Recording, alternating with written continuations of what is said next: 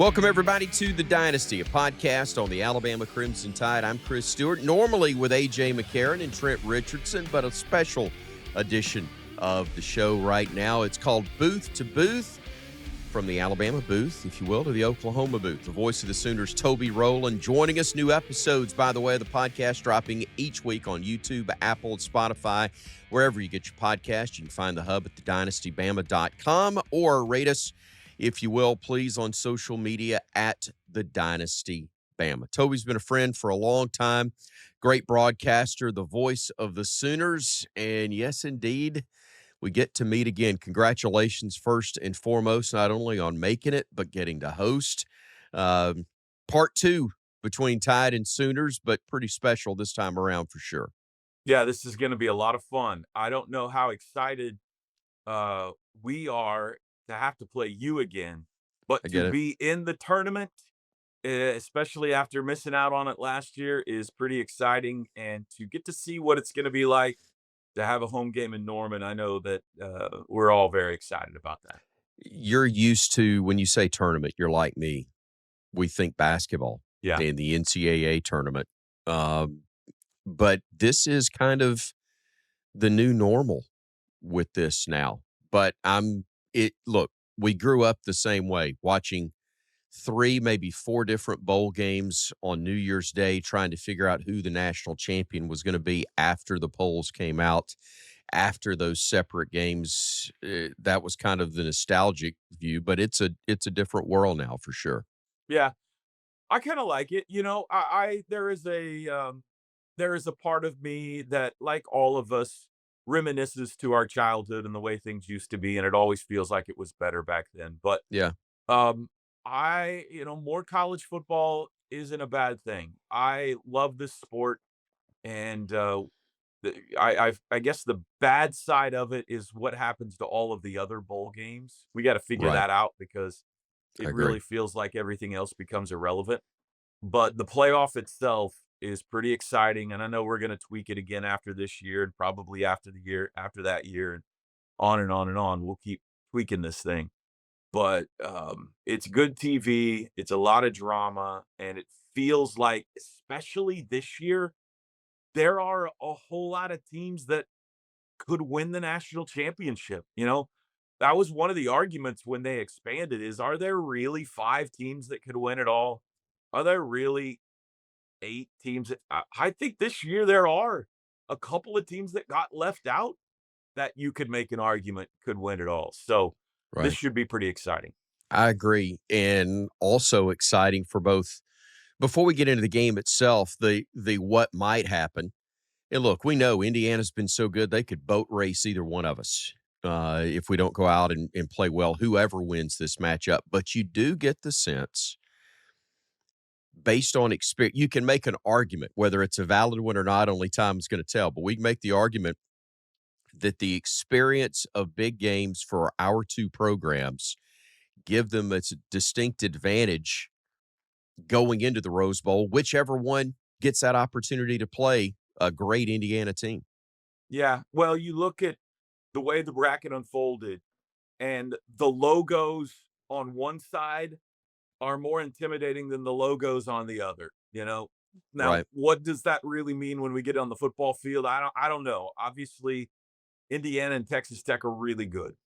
But Ohio State and Georgia are on the other side, and those are traditional powers that are really, really good as well. So I do think the path is there for whoever wins Friday night to potentially make a run in this thing. And but first things first, Oklahoma's got to figure out a way to get by Alabama. And likewise for the Tide. Let's go back, because as painful for Alabama as it was, that matchup in Norman last year, I think turned out to be massive for both teams. And I won't say programs, plural, because for Alabama, I don't think it was. But am I wrong in thinking that for the Sooners, it was huge? And for Brent Venables, because we visited before the game, there was not a lot of positivity from the general fan base that's spoiled just like ours is, and thinks that every year we should be playing for and winning national championships. I get it. Our programs have earned that. But it was not you could have bought stock on Brent Venables very inexpensively when we met in Norman last year. How am I wrong in thinking that is where things dramatically turned for him program-wise? It's hard to say. It was definitely the shining star of the season last year, and it's the one moment that you can look back on an otherwise miserable campaign and say, "That was good." But and for the time being, it did feel like maybe it saved the season, or I don't wanna say saved his job. I don't know if it was quite to that place, but maybe it was. Who knows? Right. After that, though, they still, lost a couple more games. They got beat by Navy in the Armed Forces Bowl, and so things were bleak. Their Yeah. defensive coordinator left to go to West Virginia, for the same job. He didn't get the head coach at West Virginia. Zach Alley took the defensive coordinator job at West Virginia. Yeah. That doesn't happen to Oklahoma. So to lose the Navy in the Armed Forces Bowl, to go 6-7 for the second time in 3 years, at the end of last year, things were, despite the win over Alabama, there was a lot of pressure going into this year on Brent and on the program that they had to produce this year, or else, probably changes were going to have to be made. That was part one of our interview with Toby Rowland. Don't go anywhere. We'll be back with part two right after this word from our sponsors. College football not feeling as juicy as it once did? Well, let me put you on to something that'll shake up your Saturday and every other day of the week. Because now that Wendy's has crispy chicken tendies and a powerhouse lineup of new sauces, it's time you transferred to the hottest team in the league. That's right. Team Tendies. Wendy's Tendies. They're making an undeniable rookie season, one for the books. Enjoy first-string flavor from some five-star recruits. Rep your new favorite team everywhere you go, but make sure to cheer with your mouth closed. Take it to the end zone of savory sauces like honey barbecue, creamy ranch, and the new Wendy's signature sauce to experience a total taste bud blitz of flavor. It's time to join a team that won't upset you with an upset. Taste the phenom that's gracing the gridiron with its juicy, crispy, and tendery tendencies. Don't fumble the bag. Commit to Team Tendies and call the most delicious plays in the playbook. All right, huddle up. Tendies on three. Tendies on three. 1, 2, 3. Tendies. Let's do this. Wendy's Chicken Tendies, now at participating U.S. Wendy's. Home remodeling shouldn't be stressful. At West Shore Home, it doesn't have to be. By using cutting-edge technology from real-time scheduling to precision scan-to-plan measurements, they make your remodel fast, easy, and convenient. Learn more at westshorebath.com. Whether it's a tub-to-shower conversion, walk-in tub installation, full bathroom remodel, new windows, an entry or patio door, or even full house flooring, hundreds of thousands of homeowners have trusted West Shore Home with their projects. Why? Because they only use teams of highly trained employee installers, never subcontractors. This ensures a consistent, world-class experience every time. And right now, when you buy a full bath remodel, you'll get a second shower absolutely free. Plus, flexible financing options make it even easier to get started. Learn more at westshorebath.com, and you can have someone out as early as tomorrow. That's westshorebath.com for a buy one, get one savings from West Shore Home. Let's go to the game itself. My therapist has finally put it where I can look at the stat sheet. And Alabama did so many good things, again, on paper, except for one that normally is the determining factor. And that's where Oklahoma won the turnover battle, got the job done. I'm trying to remember. I don't know that Ty had even thrown a pick at that point, and it becomes a pick six. I think he had one. Yeah.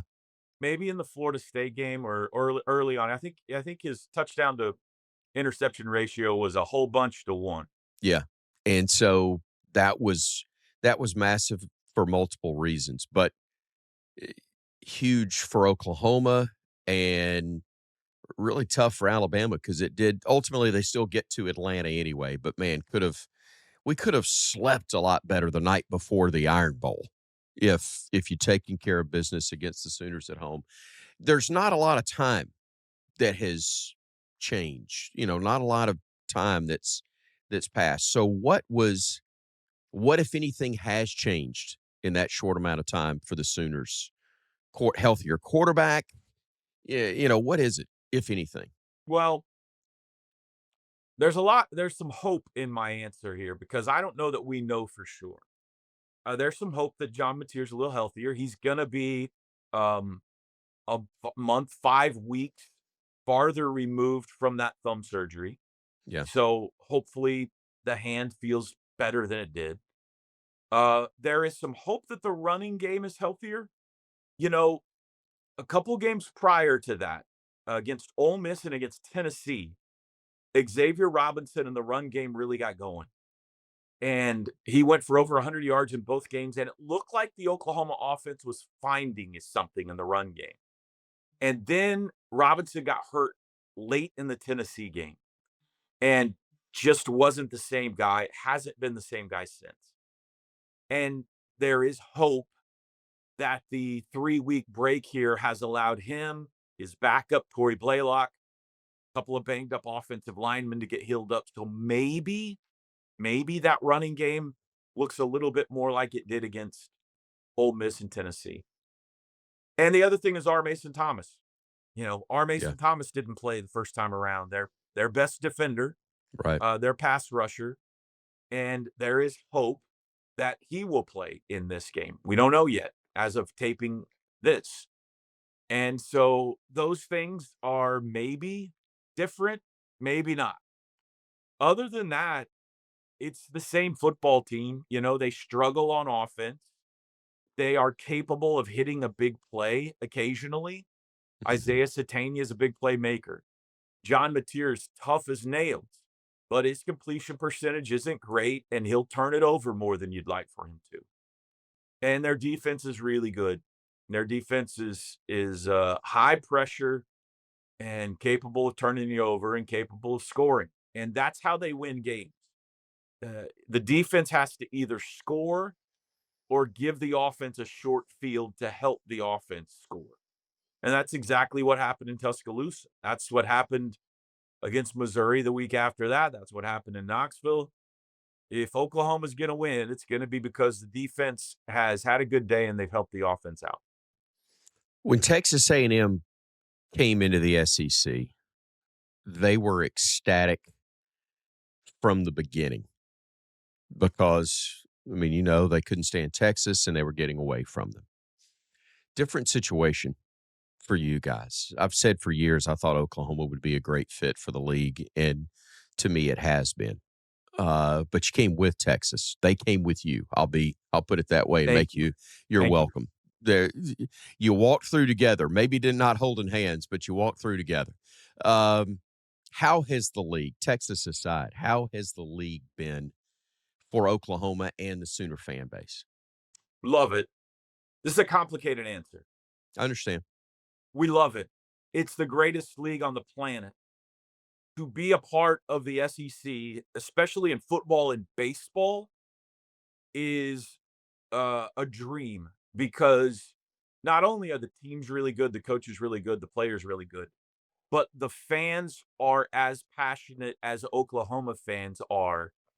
And that is great to see, When Friday rolls around, or any college football Saturday for that matter, and the SEC fan bases visit Norman by the droves, it's an awesome sight, because we see opposing fan bases, not just Alabama, but certainly Alabama, that care as much as we do about our team and about this sport. And it feels like we're in the right place. Feels like Oklahoma's in the right place. The whole "it just means more" slogan this is where Oklahoma should be, because the SEC is the best. They are the best league, and we want to be in the best league with the best fans, the most passionate fans, where it's the biggest deal. And that's what it is. That's what this is. Here's the hard part. For decades, for a century, Oklahoma was smack dab in the middle of its conference. Geographically, I'm talking about. Not only were they the big dog, they were geographically in the middle of the conference. Same here. Here. We are what Alabama is. Yeah. I could do my radio show on a Friday morning, hop in the car, and be everywhere except for West Virginia, which came along lately, be anywhere Friday night to call a baseball game. Yeah. Most places were 4 hours, 5 hours, or less. Mm-hmm. And we are on the outskirts of the SEC. It's 3 hours to Arkansas, and it's at least twice that much anywhere else. And for whatever reason, they don't want us to play Arkansas in any sport. We are not one of the annual opponents against Arkansas in anything. And I don't understand why. It would make it so convenient for our fan base if they would let us play Arkansas more. But it is hard on our fans. This conference is hard on our fans, travel-wise, budget-wise. It's expensive. It is a flight and a big chunk out of the budget to go anywhere. Now, that it's great. Going to Tuscaloosa is great. Going to Knoxville is great. We haven't been to the Swamp yet, but we go next year, and we go to Georgia next year. All that stuff is going to be once in a lifetime dream type stuff. But that's the harder part. It's not, it's still very much worth it. But that's the kind of the shock to the not shock. That's the hard part for our fan base in the SEC is instead of being the hub, we're kind of way out there on the edge. And it's a 2-day travel to get to some of these places that we got to go. So I agree. I don't know if that answer makes any sense, but that's kind of how it's been. It makes perfect sense. And it's great having you guys in there. I love it. I think it's an outstanding fit, but it's not easy. And the slogan is, it just means more. The sub-slogan could also be, it makes no sense. But that's not just the SEC. That's all of college athletics. And I think it does get into more of the stuff like basketball and baseball and everything other than what we know drives it, and that's football. Hey, you and I know us, we could go all day, but we got other stuff to do. Thank you for the time. It's always great to talk to you. Toby Rowland joining us on a special booth-to-booth edition of the Dynasty. Toby, the voice of the Oklahoma Sooners.